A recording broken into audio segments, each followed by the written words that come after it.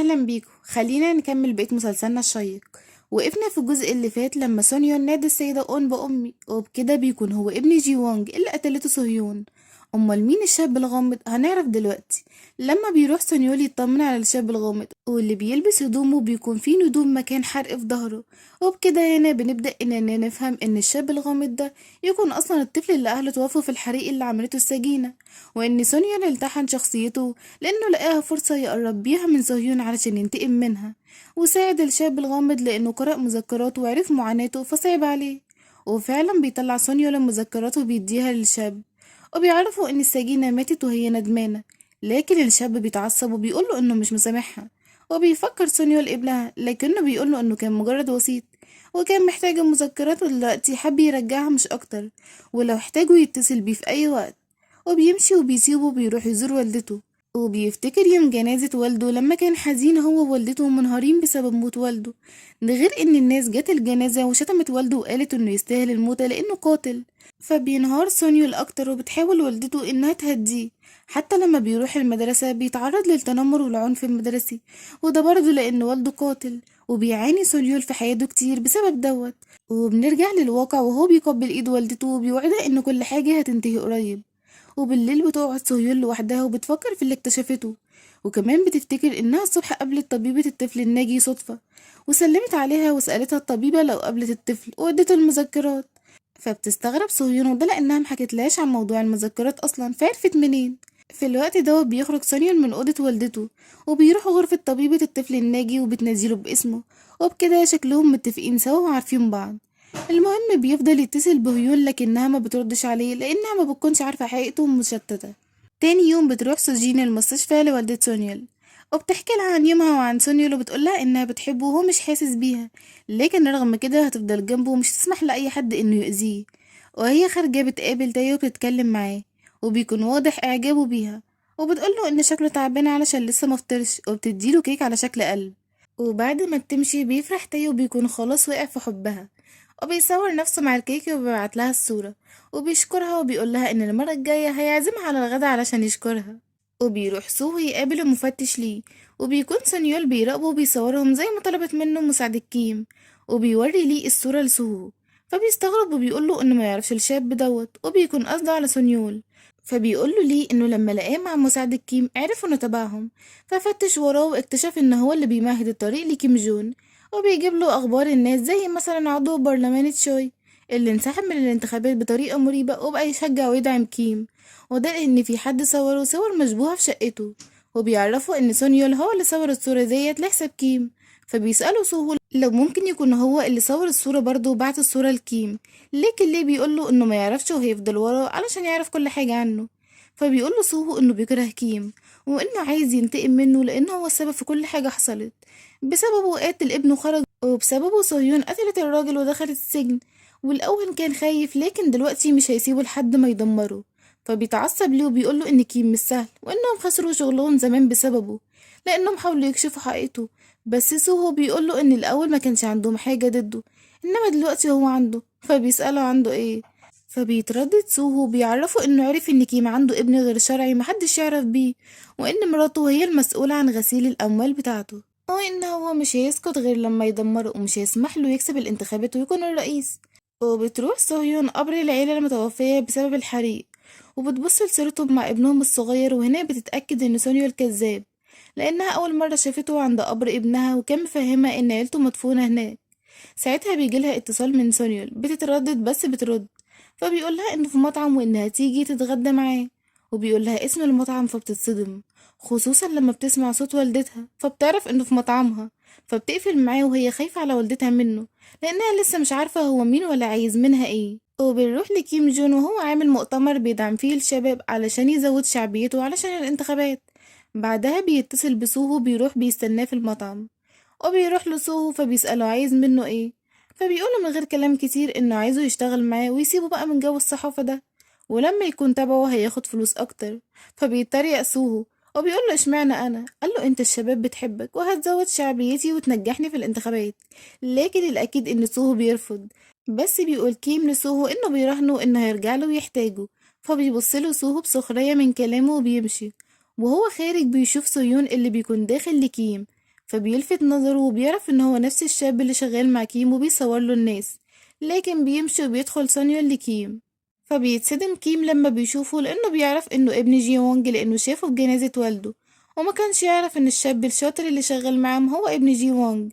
فبيخليه يقعد وبيسأله عن صحة والدته، وبيقوله انه مش مبسوط وهو شايفه كده، وانه مش حابب شغله معاه رغم شطارته، لكنه عايز يكون احسن من كده ويرجع لكلية الطب لانه كان متفوق، وخسارة يضيع مستقبله وهو يتكفل بكل مصاريفه.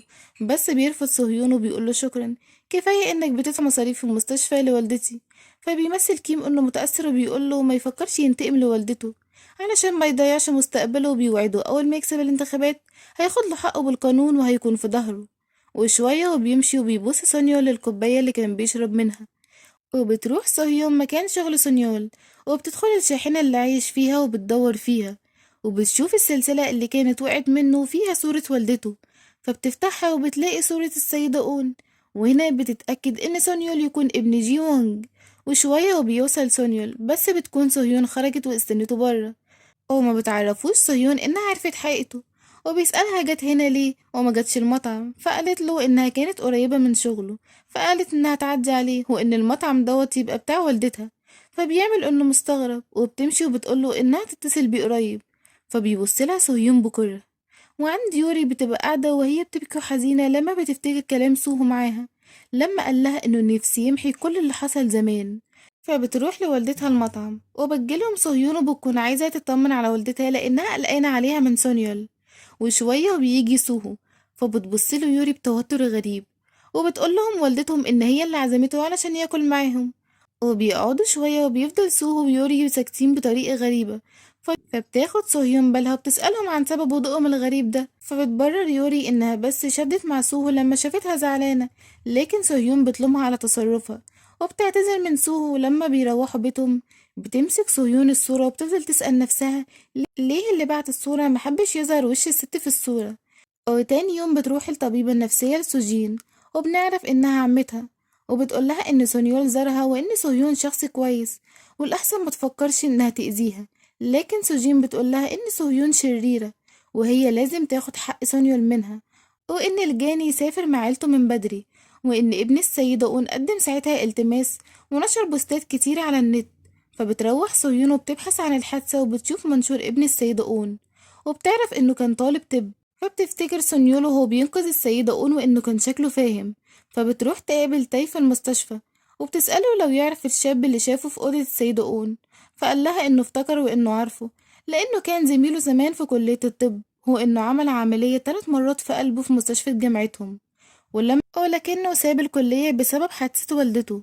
ولما بتعرف سوهيون كده بتبعت رسالة لسونيول وبتقوله إنها عايزة تقابله، وبتبعتله العنوان. فبيركب سونيول دراجته النارية علشان يروح لها، وهو بيفتكر يوم محاكمتها في قتل والده لما قالت إنها مش ندمانة ولو رجع بيها الزمن هتعمل نفس اللي عملته.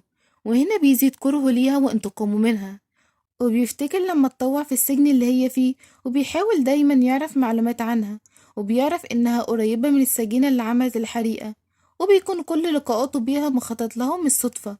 ولما خرجت من السجن راقبها وعمل إنه قابلها صدفة عند قبر ابنها. وبيوصل المكان اللي هي فيه وبيدخل وبيفضل هو وصهيون يبصوا لبعض كتير، وبتفتكر صهيون كل مرة قابلته فيها وكل المواقف اللي ما بينهم، وإنها كانت بدأت تتعلق بيه وتحس إنها بقت مسؤولة عنه وولية أمره، لكن كل دوت طلع كذبة. وبتقوله أنت قلتلي ممكن تقابلي ابنه، قال لها يعني عايزة تقابليه؟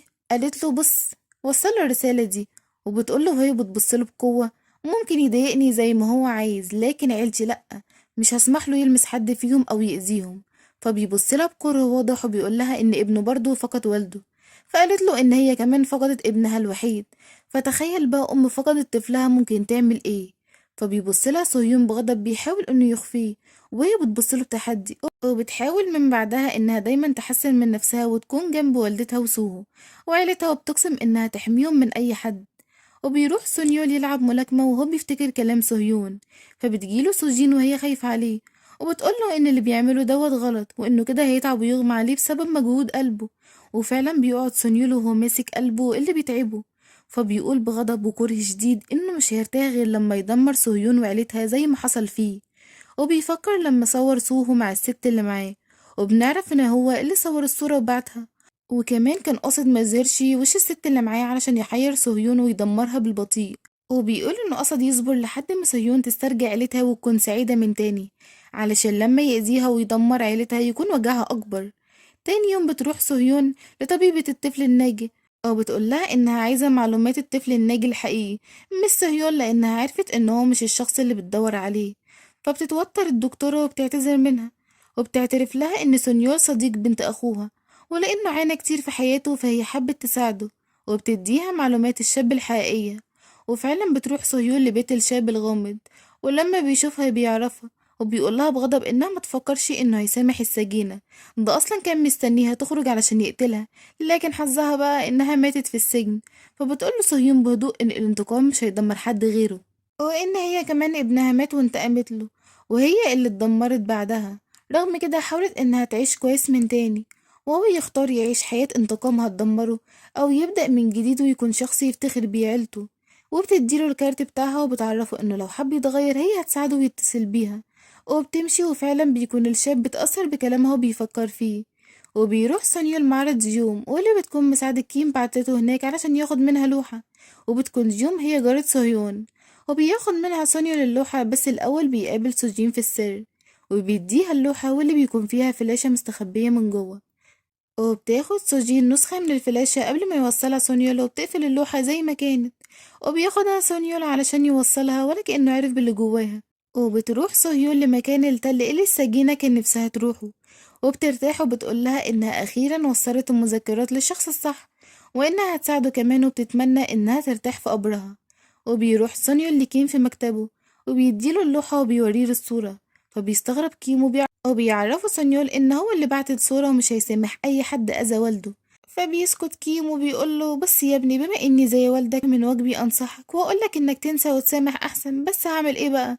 أنا عارف إنك مصمم وإني مش هقدر أوقفك. فبيقول صهيون إنه هيساعده علشان يكون الرئيس ومش هيخلي سوهو يأذيه بحاجة.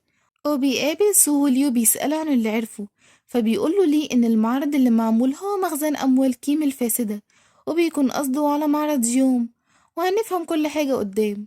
وبيعرفه إنه لسه بيحاول يعرف أكتر، فبيسأله سوهو لو عرف حاجة عن صهيون، ولو اتأكد إن هو اللي بعت الصورة ولا لأ. فقال له لسه معرفش، بس شوف الصورة دي. وبيشوف صورة لصهيون وهي قاعدة مع سونيول، فبيستغرب سوهو وبيقلق عليها. وبيروح البيت وبيسأل صهيون مين الشاب اللي كانت قاعدة معاه ده، ولأن اللي شافهم سوا ومحبش يضايقها ويكلمها ساعتها. فقالت له عادي، ده الشاب اللي اديته المذكرات.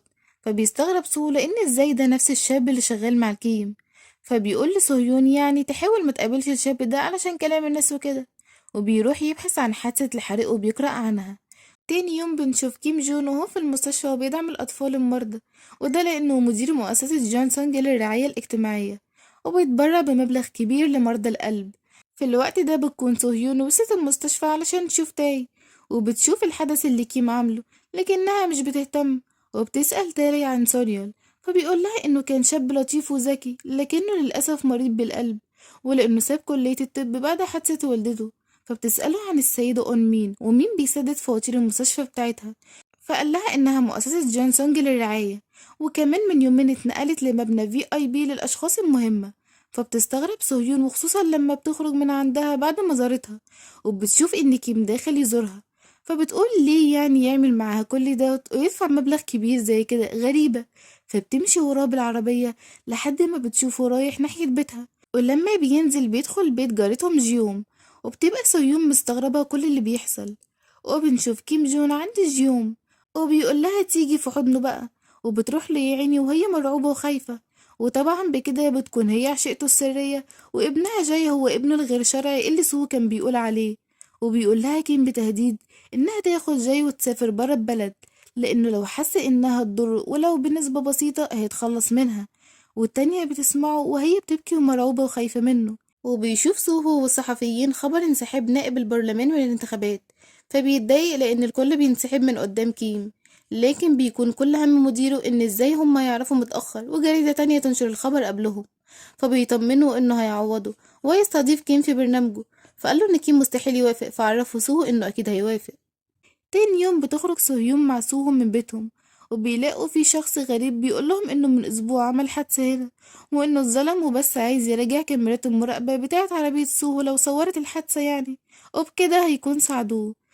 فبيوافق سوهو وبياخد الكاميرا وبيديها لسهيون، وبيقولها تراجع هي للراجل لانه مشغول. وبيمشي وبتاخد سهيون من الشاب اليوم والوقت، وبتدخل علشان تراجع الكاميرا، لكنها ما بتلاقيش حاجة. فبتتصل بيه بعد ما ساب لها رقم على صورة، وبتعتذر منه وبيتعرفوا انها ملقتش حاجة. فبيشكرها وبنشوف الشاب دوت وهو قاعد مع سونيول، وبيكون صديقه، وسونيول هو اللي طلب منه يعمل كده لانه عايز سهيون تشوف حاجة معينة. وفعلا قبل ما تقفل سهيون الجهاز، بيلفت نظرها مقطع معين موجود فيه يوري، فبتقول انه اكيد يوم ما زعقت لسوهو علشانها، وبتبقى لسه هتفتحه وبتتصل عليها يوري، فبتشيل الفلاشة علشان تشوفه وقت تاني. وبتقول لها يوري ان في دار نشر حابة تتعاون معاها. ساعتها بتشوف صهيون من الشباك جاي ابن جيون مغمى عليه بسبب مرض قلبه، فبتقفل بسرعة وبتجري عليه وبتنعشه. وبتوصل جيون وبتعرف ان صهيون هي اللي انقذته، فبتشكرها وبتبصلها بامتنان. وبتروح صهيون معاها البيت علشان تطمن على الطفل، وبتشوف صورة ليهم سوا لما كانت جون قالت لها انهم كانوا مسافرين برا البلد وبيتفسحوا سوا.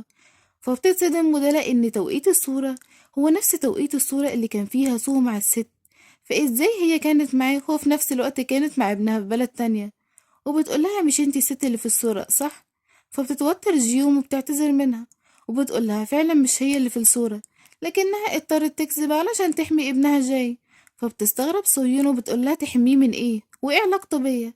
قالت لها مش هقدر اقولك. قالت لها هو الموضوع ليه علاقة بكيم جون؟ اصل انا شفته خارج من عندك امبارح، ايه علاقتك بيه؟ بتتصدم جيون لما بتشوف ان صهيون عرفت، وبتفتكر لما راحت تقابل سوهو في الفندق وقال لها انه عارف علاقتها بكيم جون وان هي مسؤولة عن غسيل الاموال بتاعه في كوريا، وبيطلب منها انها تساعده يدمر كيم قبل ما يكسب الانتخابات ويكون الرئيس، وان هو يحميها هي وجاي. ورغم خوف جيون بس بتوافق. ومن بعدها بيطلب منها خدمة وهي انها تقول لسيون ان هي الست اللي في الصورة، وده لان لو عرفت سيون هوية الست الحقيقية هتتدمر.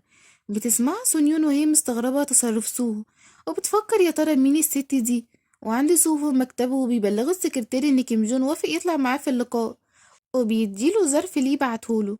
ولما بيفتحه بيشوف صور ومعلومات الشاب الغامض الناجي من الحريق، فبيتصل بليه وبيقوله ليه ان ده الشخص الحقيقي، وان سونيول يكون ابن جي وونج. فبيتصدم سوهو وبيجري على مكان شغله، وبيخش الشاحنة بتاعته وبيفتش فيها وبيشوف نسخة من الصورة اللي اتبعتت له، فبيعرف ان هو اللي كان ورا كل دوت. وبنروح لسهيون وهي في بيتها وبتفكر في كلام جيون، وبتبص للصورة اللي الشاب ساب لها رقمه عليها علشان كاميرا المراقبة، وبتشوف إن مكتوب في ظهرها إنها اتعرضت للخيانة من أكتر شخصين بتحبهم.